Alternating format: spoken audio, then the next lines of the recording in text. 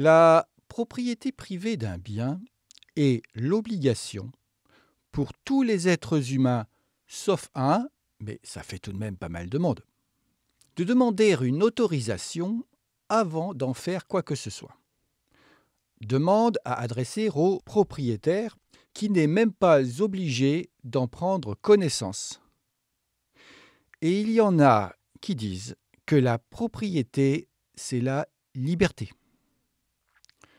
Alors, la liberté, oui, peut-être, du propriétaire, puisqu'il n'a pas, lui, cette contrainte.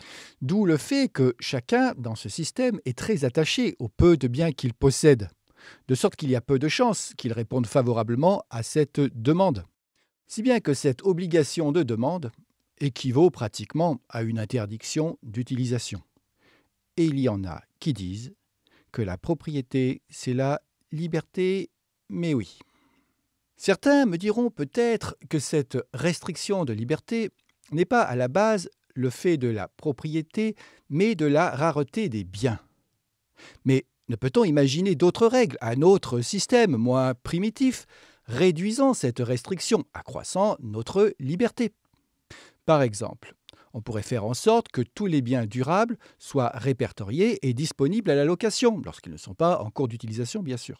Un service de distribution permettrait de livrer rapidement quiconque le souhaite. Au vu du nombre de biens qui dorment actuellement dans des locaux privés, il y aurait ainsi beaucoup plus de biens effectivement disponibles pour chacun à chaque instant, sans qu'il soit nécessaire d'en accroître la quantité. Le montant de la location, qui prendra en compte l'usure du bien, sera modéré, car servant seulement à financer sa production, son entretien et sa distribution. Clairement, dans ce système, il sera plus facile de jouir de ce que l'on souhaite, on y sera plus libre. D'autant plus que pour réduire le risque de délai d'attente trop long, on fera en sorte qu'il y ait suffisamment de chaque type de bien en adaptant la production à la consommation par des incitations salariales. Donc oui, avec un minimum d'organisation, une société sans propriété privée accroîtrait la liberté individuelle. Et il y en a qui essayent de nous la mettre à l'envers. Et c'est pas tout. Car en plus d'accroître la liberté, cela réduira les injustices, chacun étant rémunéré en proportion de sa contribution réelle au bien commun. Fini l'exploitation capitaliste. Cela réduirait la surconsommation, puisque d'une part il y aura moins de biens à produire, comme nous l'avons vu, mais aussi moins de publicité.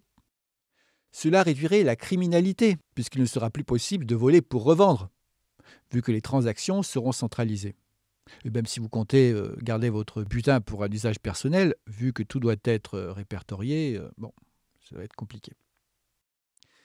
Cela réduira plus généralement la violence des conflits, car la possession représente un enjeu bien plus considérable qu'un simple droit d'usage temporaire, qui plus est ici en situation d'abondance.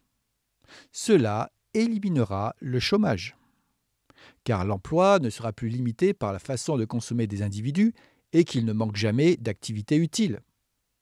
Bref, on aura résolu plein de problèmes en agissant à leurs racines.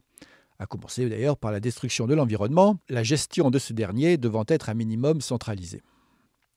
Et là, on va peut-être me dire « Oulala, centralisation, n'y a-t-il pas un risque à ce niveau ?»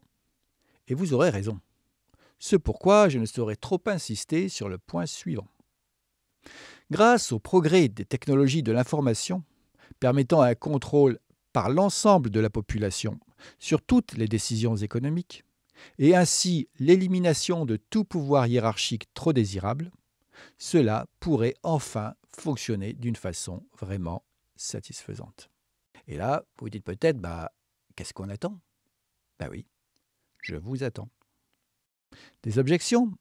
N'oubliez pas en ce cas de diffuser vos lumières en commentaire, et sinon, de diffuser la lumière de ce message et d'autoriser ainsi une amélioration salutaire de l'état du monde, car pour cela, nous devrons être suffisamment nombreux. L'état du monde vous remercie.